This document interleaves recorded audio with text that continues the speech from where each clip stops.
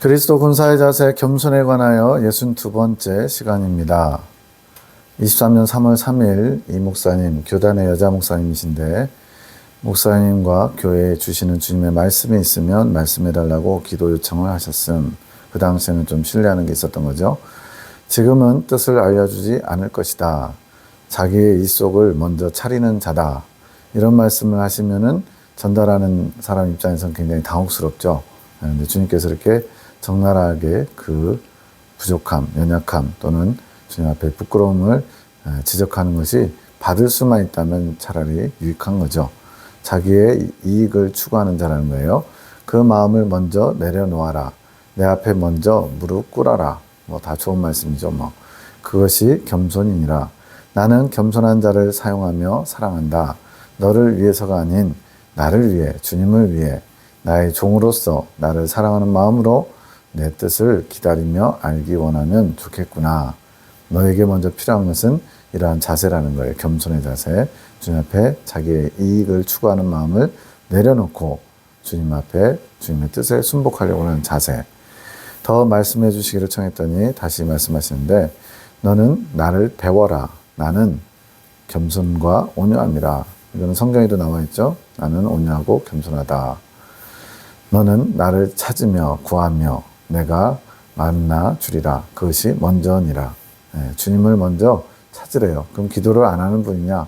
한다고 하는 거죠. 근데 이제 거기에 내 생각, 내 감정이 들어가서 내가 원하는 주님, 내가 만나고 싶은 주님, 나의 뜻대로 나를 도와주시는 주님, 이런 식으로 주님을 마치 이용하는 것처럼 찾는 기도의 사람들도 참 많은 거죠. 정말로 순수하게 주님의 있는 그대로 온유하시고 겸손하신 모습을 찾고 또 그것을 나도 그렇게 살기 원하는 마음으로 기도하는 사람을 주님께서 찾으신다는 거죠. 내가 나를 만나고 나를 닮지 않으면 나의 양을 맡길 수 없는 것이라. 교회를 지금 하고 계시니까 나의 양을 너에게 맡길 수 없다. 그럼 지금 있는 사람들은 어떻게 됐냐? 주님의 양인데 지금 내 양처럼 그렇게 다루고 있겠죠. 그러다 보면 이제 주님의 뜻을 거스르고 그러면서도 알지 못하는 상태에서 주님 앞에 죄를 짓는 것이 되겠죠. 주님은 나를 만난 사람, 또 나를 닮은 사람, 이게 이제 참 종을 주님께서 원하시는 거예요. 그런 자세가 된 사람에게 나의 양을 맡길 수 있다는 거죠.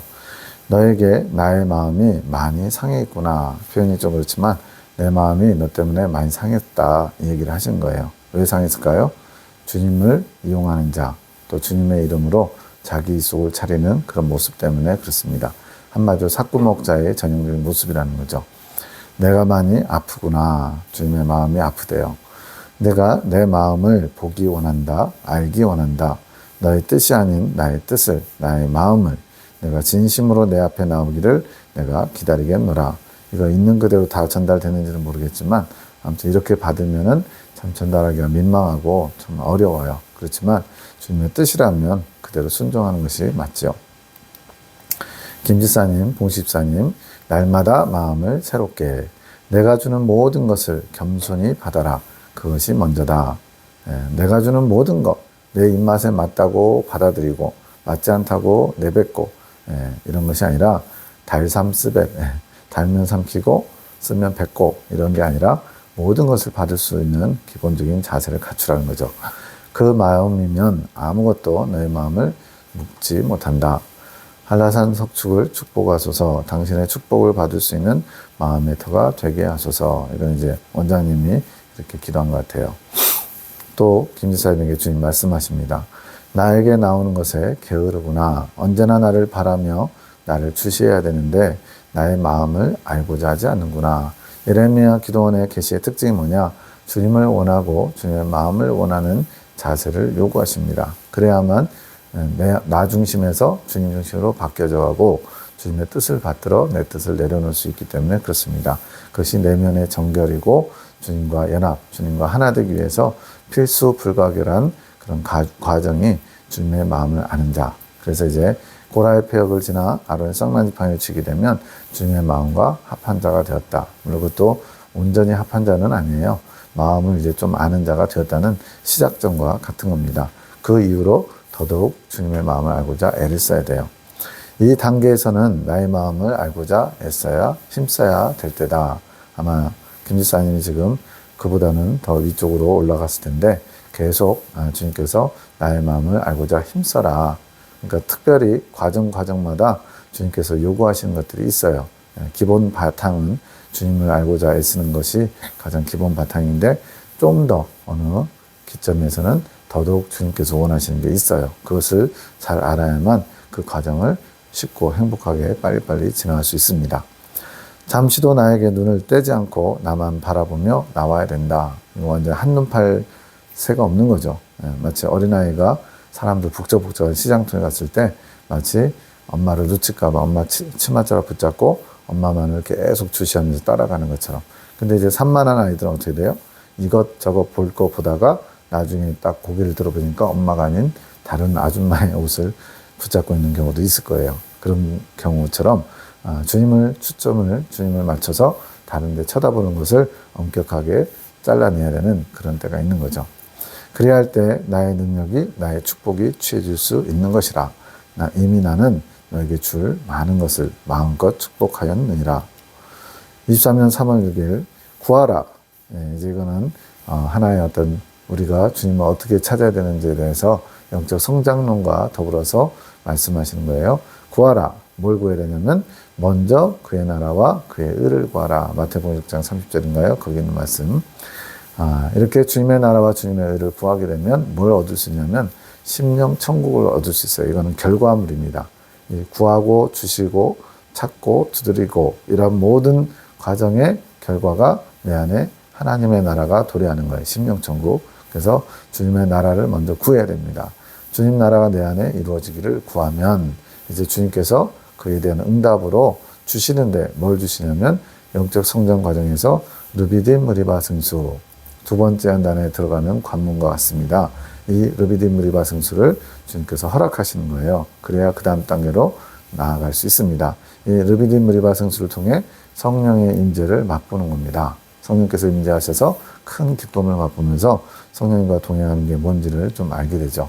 그 다음에는 이제 찾아야 돼요. 찾을 것이요. 뭘 찾냐면 좁은 문. 이것은 두 번째 한단을 마치고 이제 효시의 집이라고 하는 것을 이제 들어가기 전에 좁은 문이라고 하는 것을 통과해야 돼요. 그래서 철학적으로는 좁은 문의 과정이 두 번째 한단 마치고 받는 세 가지 큰 복 중에 하나고 또 이제 이스라엘 발달 과정으로 보면은 이제 시내산에서 하나님의 강림을 맛보면서 성막에서 율법 선포를 통해서 이 좁은 문을 이제 통과하게 됩니다. 이러한 과정을 겪어야만 그 다음 단계로 넘어갈 수 있거든요. 시내산 하나님의 강림, 또 이제 효시의 집 이런 과정을 다 겪으면서 좁은 문으로 들어가게 되죠. 자, 두드려라 열릴 것이다. 좁은 길을 향하는 문. 자, 우리는 이제 좁은 문에서 좁은 문을 들어가면 좁은 길이 곧바로 나올 것으로 저도 생각을 했거든요. 근데 이제 여기를 통해서 주님이 가르쳐 주신 것은 좁은 문하고 좁은 길 사이에 뭐가 있냐면 두 번째 축복 과정이 있는 거예요. 이제 영적 성장론에 보면 아론의 쌍난지팡이와 아론의 쌍난지팡이가 있는 가운데 부분 한 토막이죠. 그 두 번째 축복 과정이 이스라엘 백성들의 그 광야 여정으로 따지면 약 38년 정도 되는 굉장히 긴 시간입니다. 그 과정이 이제 이 좁은 문과 좁은 길로 들어가는 문 사이에 있다는 거예요. 그래서 좁은 문이 있고 그보다 더 좁은 길로 가는 문이 어디에 있냐면 세 번째 연단 과정의 입구라고 할 수 있는 가데스 무리바 생수에 있어요. 그러니까 좁은 문은 두 번째 연단을 통과할 때 좁은 문을 통과하면서 하나님의 아들로 이제 제대로 태어나는 거고요. 여기서 열리는 좁은 문은 좁은 길을 향하는 문. 좁은 문하고 좀 다르죠.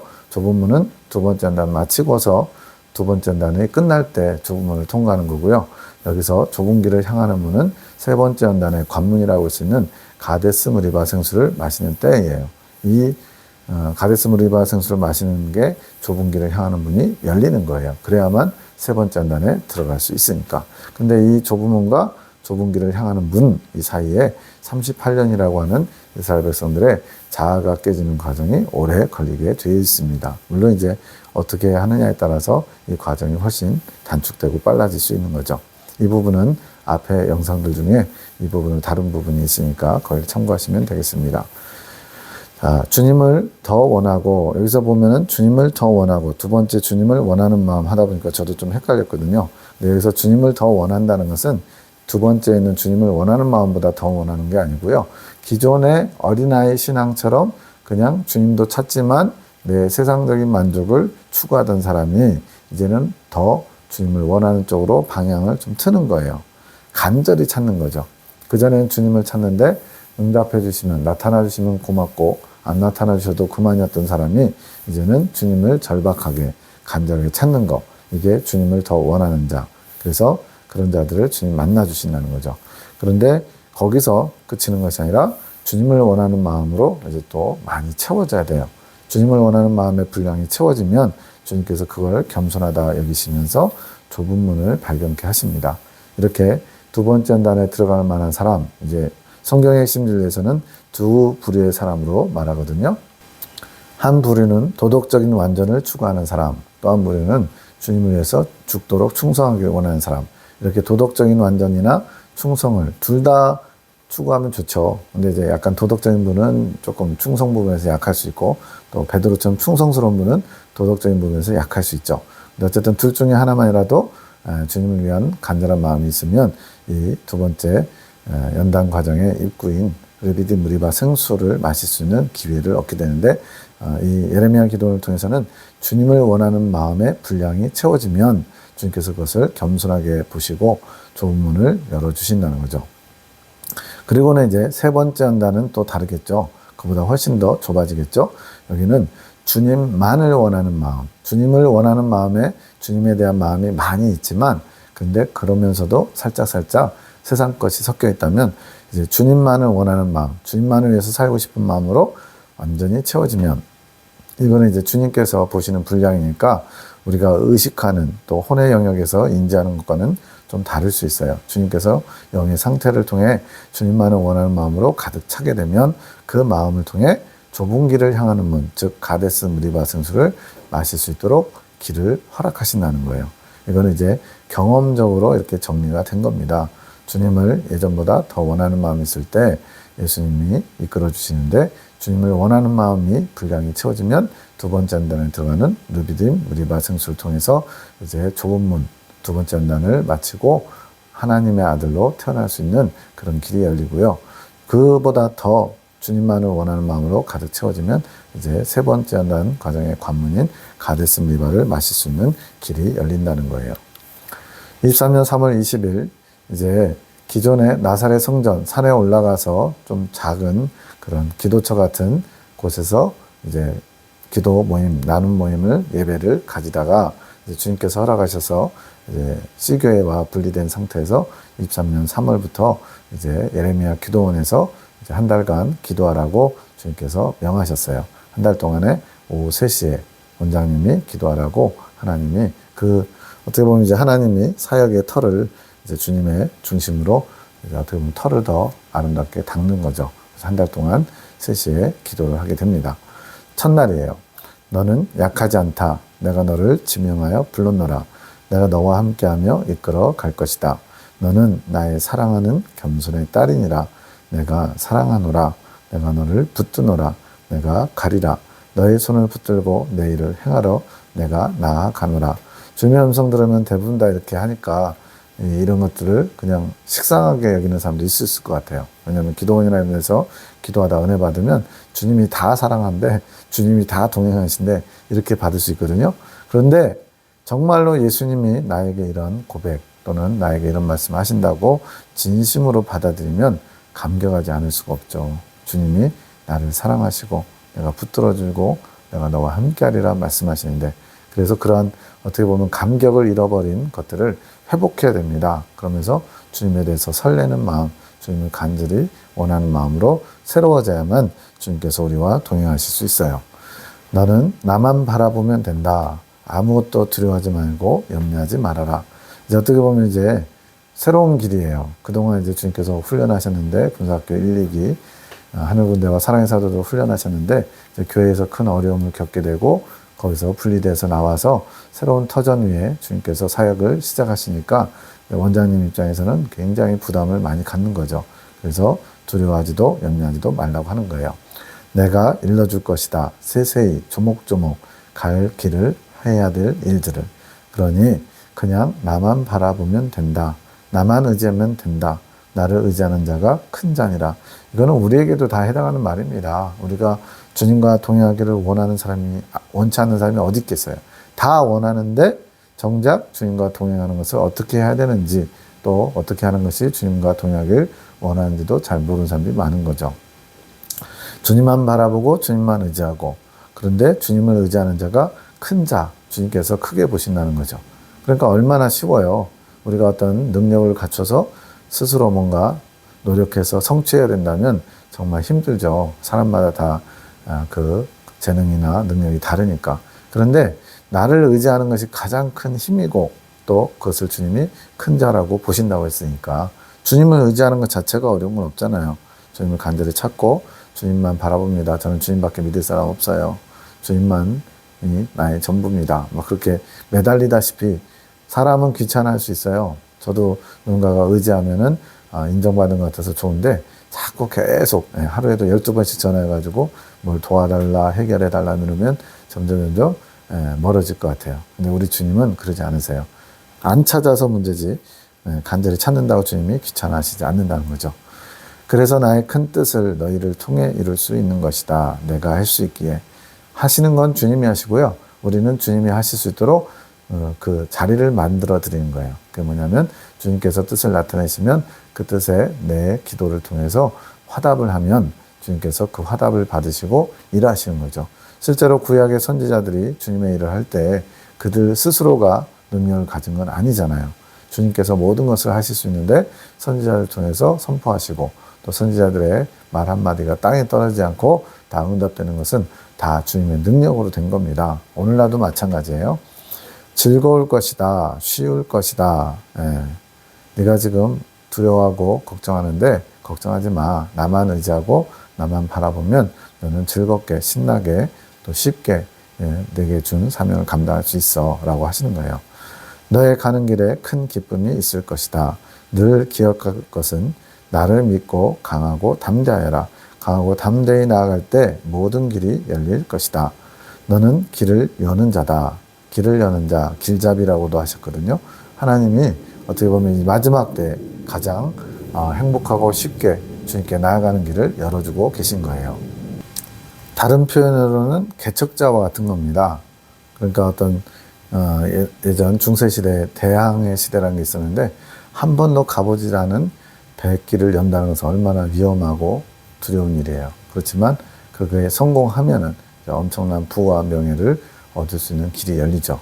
지금 주님께 나아가는 길, 주님과 연합으로 나아가는 길을 지금 주님께서 어떻게 보면 새로운 항로를 개척하는 것처럼 송원장님 통해서 알려주시고자 하기 때문에 길을 여는 자라고 표현하시는 겁니다. 내가 걸어가는 모든 길이 열어질 것이다. 왜냐하면 주님이 동행하시니까요. 그것이 너에게는 내가 주는 큰 만족이 될 것이다. 이것이 내가 주는 큰 축복이니라. 세상에 돈을 많이 버는 거나 세상의 즐거움을 찾는 기쁨보다 주님께서 주시는 만족이 훨씬 더 복되고 좋은 거죠. 23년 3월 24일 9시 4분 거룩한 식탁 준비, 이런 영음이 들렸나 봐요. 9시 42분 우리가 그 거룩한 식탁을 함께 준비해야 되는데 각자의 분량, 몫이 있는 것, 그러나 아직은 많이 미비함. 그러니까 각자가 자기 몫을 잘 감당할 때 주님이 기뻐하시는 거룩한 식탁이 만들어진다는 거죠. 예를 들어서 교회에서 어떤 체육 행사나 야외 행사를 가게 되면 각 구역별로 이제 식사 준비를 해오는데 담당을 하죠. 뭐 김치 담당, 밥 담당, 음식 담당하는 그런 걸 나눠놔요. 근데 어떤 사람이 나 하나쯤이 하고 빠져버리면 뭐 그럴 수는 있어요. 묻혀갈 수는 있어요.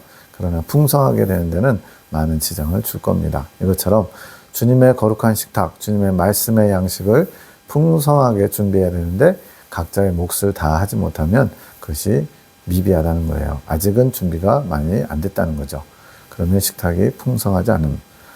예수님이 함께 계시니 시험이 오나 겁없네. 언제나 주를 기리고 언제나 주를 섬기며. 이런 찬양이 이제 들려온 건지 아니면 그런 찬양이 주님께서 어떤 응원의 의미로 이렇게 주신 건지 찬양을 받으셨어요. 9시 46분에 또 저에게 하신 말씀이 나오네요. 이제는 은혜를 구하지 말고 하늘 군대를 은혜의 통로, 하나님의 은혜를 전달받는 그런 통로로 삼고 있는 것 말고 그들의 삶을 배우기를 바란다. 이제 다음 단계로 넘어가라고 주님께서 이끌어 주시는 거죠. 그래서 송원장님이 스스로 배울 게 뭐가 있나, 우리가 뭐 내세울 게 아무것도 없는데, 평신도 드리고 내세울 게 없는데 라고 생각하니까 모든 것, 일체라고 주님이 알려주세요. 주님이 이런 하늘군대와 사랑의 사도들을 합당히 여기시기에 쓰시는 표현, 이유는, 거기에 핵심은 요거예요. 성령의 이끄심을 잘 따라가는 자들로서 모범이 된다는 거예요. 그러니까 뭐 일반적으로 뭐 정말로 영웅적인 덕행을 하는, 자기 목숨을 희생했다든가, 뭐 20년간 뭐 오제 가서 선교를 했다든가, 이런 어떤 눈에 보이는 업적은 없어요. 그런데 그들이 한 2년, 3년 동안에 성령의 이끄심을 받아서 순종하는 훈련을 함으로써 이제는 그런 자세를 많이 갖췄기 때문에 어떻게 하면 성령의 이끄심을 잘 받을 수 있는지를 보고 배우라는 것을 지금 말씀하시는 거예요. 주님께 나아가는 비결, 방법을 가지고 있음. 주님께 나아가는 비결을 알아야 그 비결대로 해야 주님과 만날 수 있죠. 이 비결을 주님께서 주심. 하늘군대와 사랑의 사도는 주님께서 이 비결을 주시고, 이 비결을 어떻게 주셨냐면 날마다 모임 때마다 가르치셨다는 거죠. 직접적으로 가르친 겁니다. 이 비결을 능력으로 가지고 있고, 이 비결을 다른 사람들에게 가르치고 계승시켜주는 자들, 이제 본인들만 그런 비법을 알고 누리는 것이 아니라 다른 사람들에게도 동일하게 성령의 이끄심을 받을 수 있도록 도와주는 전승자들과 같다는 거죠. 그것을 배우도록 하라고 하심. 이 비결은 성령과 동행하며 하나 되는 것에 있음. 성령과 동행하면서 일치를 이루는 것에 있다. 이게 그 당시에는 막연했어요. 이게 무슨 말인지 했는데 이제는 알겠어요. 성령과 동행하는 법, 주님과 일치를 이루는 방법, 이런 것들을 경험적으로 훈련을 통해서 알게 되는 거죠. 그리고 그 성령께서 예수님의 생명에 이르기까지 인도해 가신 광야 연단 과정 자체가 성령의 인도하심을 받듯이 모세가 이스라엘 백성들을 광야에서 40년간 인도하잖아요. 그 의미입니다. 하늘군대는 그 비결을 배웠고 삶으로 지키며 이뤄내는 능력자들. 지금 송 원장님이 뭐 자랑하고 싶어서 능력자라는 표현을 쓴 게 아니라 주님이 그냥 알려주시는 감동, 영감을 지금 표현하고 있는 거예요. 이 원체 이 기본이 소심하신 분이어가지고 우리 능력자입니다 이렇게 스스로 얘기할 만한 그런 죄송하지만 깜냥이 없어요. 그냥 주님이 주신 것 그대로를 표현하고 있는 거예요. 이뤄내는 것만큼 능력이 됨. 주님의 능력을 이뤄낸다, 또 보여준다. 그래서 능력자라고 하는 거예요. 주님의 능력이죠. 우리를 이끌어가는 것이 주님의 소망이며 주님의 목표임. 이들을 높여 세우실 것. 이것도 지금 우리를 높여 세운다라고 자랑하는 게 아닙니다. 주님께서 이런 계획을 갖고 계신 거예요. 지금은 뭐 그냥 별볼이 없는 것 같지만 나중에 정말로 주님의 때, 주님의 날에 그런 것들이 이제 진가를 발휘하게 될 겁니다. 너희 교단에서 미천한 자로 바라보는 이들, 이제 교단 입장에서는 이제 여러 가지 재판 과정을 통해서 교회에서 쫓겨난 자들 이렇게 보일 수도 있거든요. 그 상대방이 이런저런 문제를 삼아서 이제 아무것도 돈 한 푼도 10원짜리 하나도 주지 않고 내보내는 상황이었는데 그걸 주님께서 수용하라 그래가지고 어떻게 보면 이제 큰 자기 부인이죠. 이런 과정을 거치다 보니까 마치 힘이 딸려서 또는 부족해서 밀려난 걸 보일 수 있어요. 그래서 그를 미천한 자로 바라보는 이들을, 이 하늘군대와 사랑의 사도들을 주님께서 들어 세우며 사용할 것이다. 이게 성경적이죠. 고린도서에 보면 가난한 자들, 또 힘없는 자들, 약한 자들을 들어서 부한 자들, 힘 있는 자들을 치시고 부끄럽게 하신다고 말씀하시죠. 그래서 하나님의 말씀은 살아있는 능력 있는 말씀이라는 걸 이런 걸 통해서 더 확실하게 알게 됩니다. 저에게 말씀하시는 이유는 주님의 뜻하심, 역사하심을 알고 믿고 있지만 이게 저의 한계예요. 작게 보고 있다. 그러니까 이제 주님의 어떤 원대한 계획을 보지 못하고 그냥 아주 작은 플랜 같이 이제 대지로 따지면 큰 대지가 있고 그 밑에 소분류가 있잖아요. 그런 식으로 한 단락처럼만 보는 거예요. 주님 보시기에는 그렇게 작게 보는 것처럼 보인다는 거죠. 그래서 크게 보라. 그래서 이제 이때만 해도 그냥 뭐 말 그대로 그냥 상주 지역에서 지나가는 일처럼 이렇게 제가 경험을 했는데, 이제는 주님께서 대환란을 앞두고 주님 오시기 전에 참 종들을 세우시고자 어떻게 점점 사역의 지경을 넓혀 나가실지 조금은 이제 알겠어요. 이제 크게 볼 수 있는 눈이 갖춰진 거죠. 거룩한 식탁을 잘 묵상해 보라고 하심. 앞에서 거룩한 식탁 준비가 나왔었죠. 거룩한 식탁을 누가 만들 수 있는가? 그래서 거룩한 식탁이라는 건 주님의 거룩한 양식이 만들어져서 누구든지 와서 먹을 수 있도록 풍성한 음식들을 차리는 거죠. 이걸 누가 만들 수 있느냐? 바로 사상이 깨어진 자. 자기가 가지고 있는 틀 안에서 주님은 이런 분, 주님께 나가는 길은 이런 거야 라고 자기 생각에 갇혀있는 자들은 그런 거룩한 식탁, 주님이 기뻐하시는 식탁을 준비할 수 없다는 거예요. 그런 자기 사상이 깨지고 주님의 사상으로만 거룩한 식탁을 만들 수 있다고 주님께서 말씀하십니다. 사상이 완성된 자가 되기를 사모해라. 이게 뭐냐면 사실은 이긴 자입니다. 이긴 자는 뭐냐? 내 사상이 다 깨어지고 주님의 사상으로 내 사상이 채워진 자. 그러니까 생각과 감정이 주님의 것으로 채워진 자가 바로 사상이 완성된 자고 이긴 자예요. 교단의 대부분은 자기의 사상으로 주님을 만나지 못하고 있다. 이제 주님을 만난 경험들은 있죠. 그런데 어느 선에서 그 한계에 봉착하고 있는 거예요. 성령의 이끄심을 잘 못 받다 보니까 그냥 내가 원하는 주님, 기도할 때도 매달 기도 모임이 몇 차례씩 있죠. 또 수도회 같은 경우는 하루에도 매 저녁마다 모이고. 근데 문제는 그 기도가 능력이 되지 못하는 기도가 될 수도 있어요. 뭐 할 때요? 성령께서 이끌어 가시지 못하면. 그냥 내가 원하는 기도, 내가 원하는 찬양, 내가 원하는 집회. 여기서 내가 원한다고 생각하는 사람은 아무도 없겠죠. 그러나 주님이 주신 게 아니라면, 주님으로부터 비롯된 게 아니면 그것은 다 내가 하는 거예요. 그거는 능력이 나타날 수가 없죠. 왜? 능력의 원천이신 성령께서 운행하셔야만, 역사하셔야만 영혼을 변화시키고 성장시킬 수 있기 때문에 그렇습니다. 자기 사상에 갇혀서 주님을 제대로 만나지 못하기 때문에 대부분의 교단의 분들이 다 그런 건 아니겠죠. 누군가는 또 신령하게 잘 가는 분도 있겠죠. 그것이 자기 중심적인 사상으로 나의 일함을 받아들이지 못하는 깨뜨려야 될 우상으로 자리 잡고 있는 것이다. 우리는 우상 그러면 이제 뭔가 눈에 보이는 우상들을 생각하는데 내 안에 내 생각에 갇혀 있는 것, 이것이 우상이라는 거예요. 이거 우상이 타파되어야 진정으로 제대로 된 참 하나님, 참 진리이신 주님을 만나게 됩니다.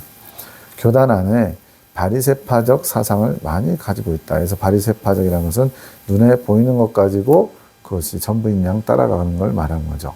나의 진리가 자기의 생각의 틀 안에 갇혀서 굳어진 채, 이게 이제 공소님 돌아가시고 20년 정도 되다 보니까 이제 사사기에 있는 주제처럼 그렇게 되고 있는 거죠. 그때 이스라엘에 왕이 없으므로 사람들이 자기 소견에 옳은 대로 행하였더라. 자기가 이제 옳다고 생각하는 것을 하나의 기준 삼아서 모든 것을 판단하고 모든 것을 옳은 것으로 여기는 거죠. 그래서 옳다고 여기면서 다른 사람을 판단하고 비판하는구나. 그래서 그 안에서도 만날 이 문제가 돼도 돼요. 눈이 발달해가지고 남의 죄를 잘 지적하고 잘 봅니다. 문제는 자기 죄를 잘 보지 못하고 또 누가 그것을 지적하면 거기에 강하게 반발하고, 그러다 보니까 이제 서로 조심하는 거죠.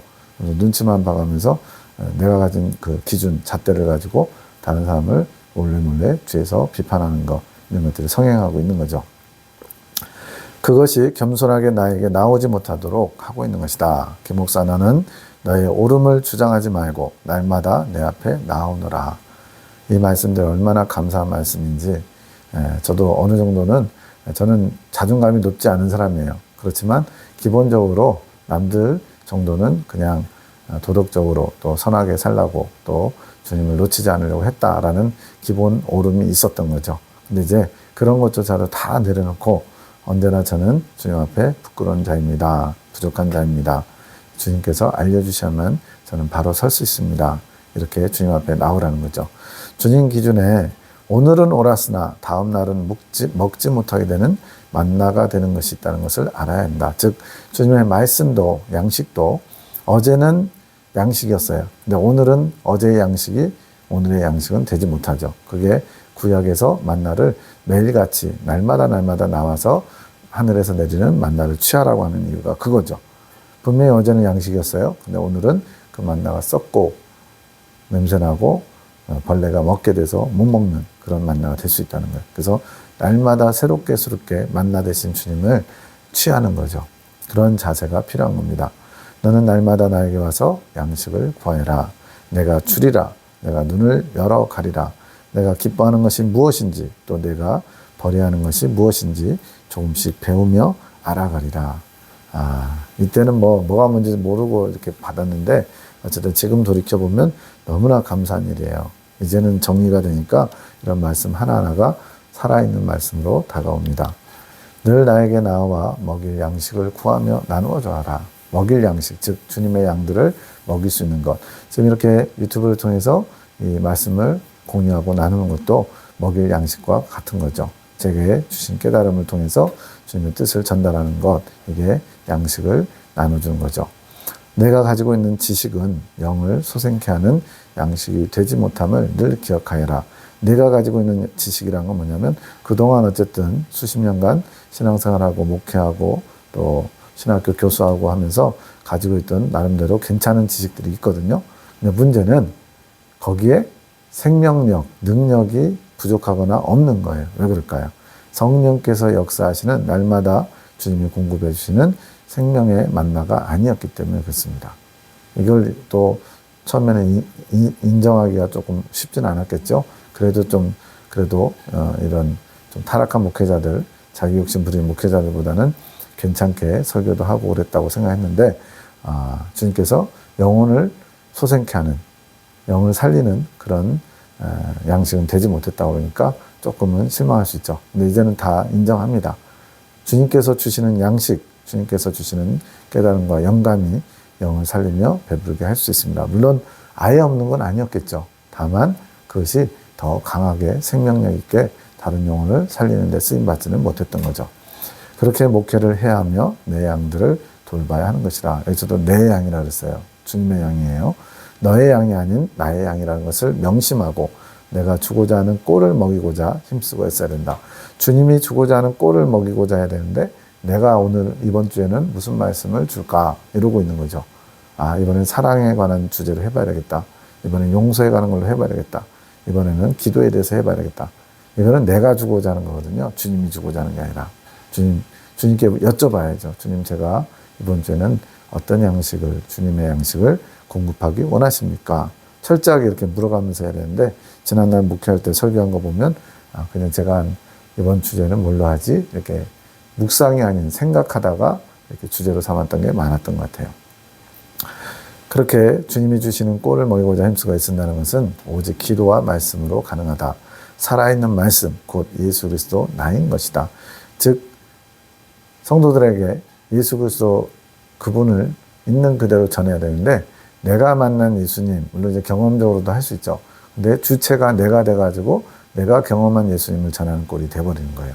무슨 말이냐면 직접적으로 예수님을 전달하는 것과 간접적으로 예수님이 이런 분이다라고 전달하는 건 다른 거예요.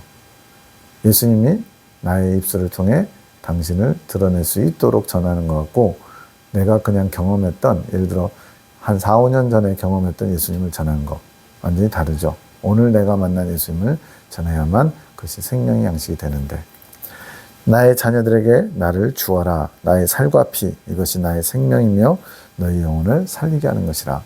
내가 너를 그런 자로 지목하여 불렀노라. 즉 참 종들이 이런 일을 감당하는 겁니다.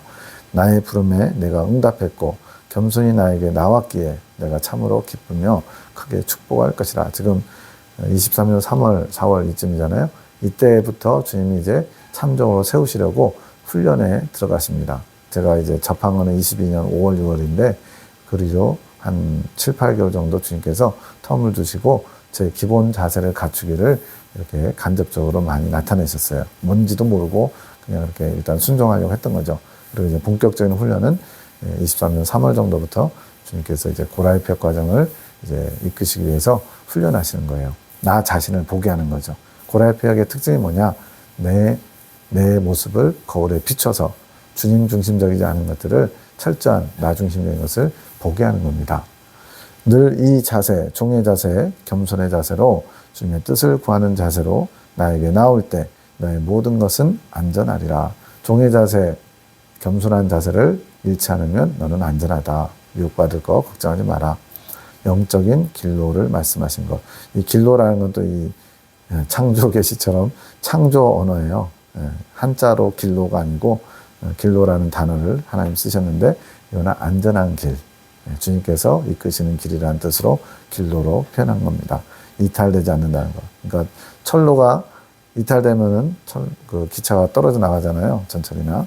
그게 아니라 딱 고정되어 있다는 거예요. 이 영적인 길로. 뭐 할 때? 겸손의 자세를 취할 때.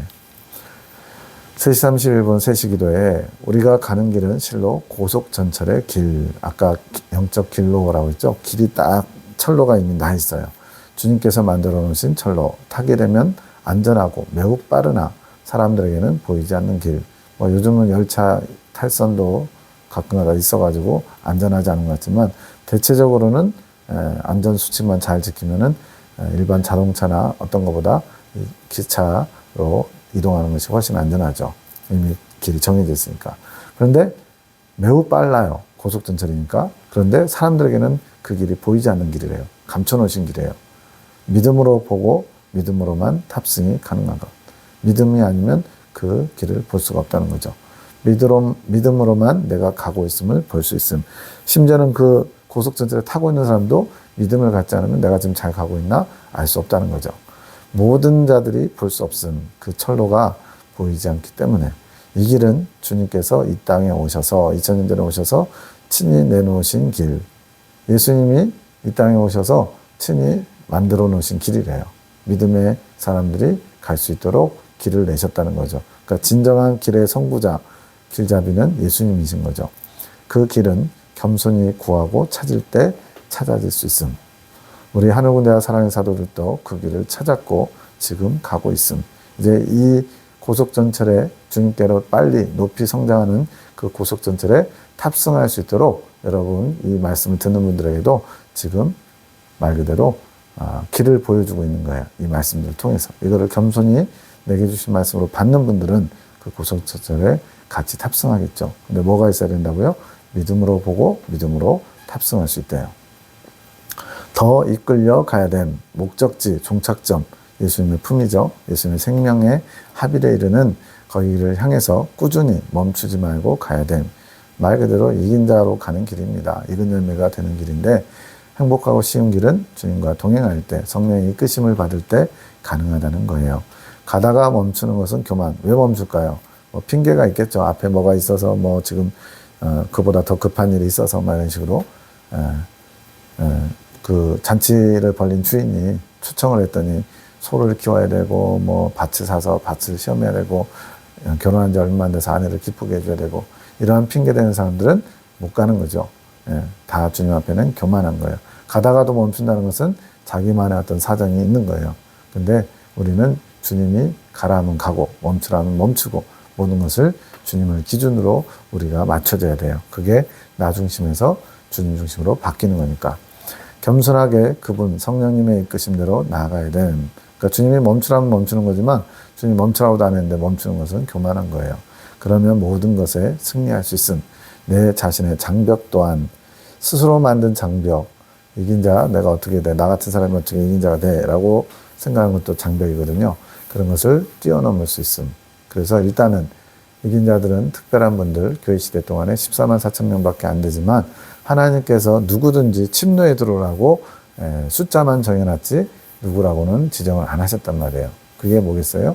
주님께서 초청하는 건데 그 초청장을 받아들인 사람들이 있고 그걸 거부하는 사람들이 있고 스스로 제한을 걸고 장벽을 만들어서 넘어가지 못하는 사람도 있고 이런 것들을 잘 돌아봐서 이제 주님이 손을 내미실 때 잡는 사람이 지혜로운 사람이고 대단히 훌륭한 주님의 기뻐하시는 길을 잘 갈 수 있는 기본 소양을 갖춘 사람입니다.